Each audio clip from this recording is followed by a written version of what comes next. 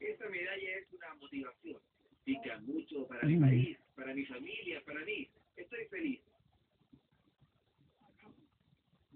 Conseguir esta medalla no es un trabajo fácil. Después de 2 años consecutivos campeón del mundo y ahí seguí peleando para conseguir esto.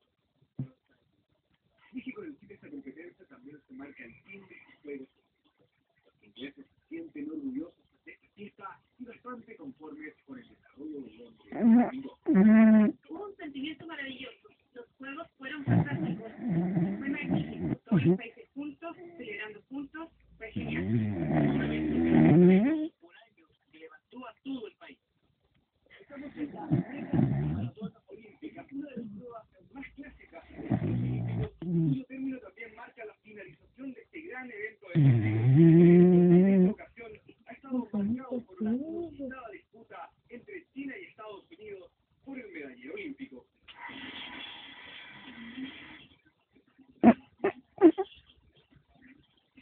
Una batalla que finalmente quedaron por el primer lugar con 38 medallas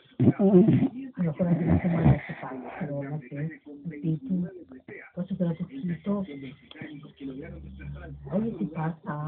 Quiere completar 24 horas. Por país sudamericano en el medallero fue Brasil, con un total de 17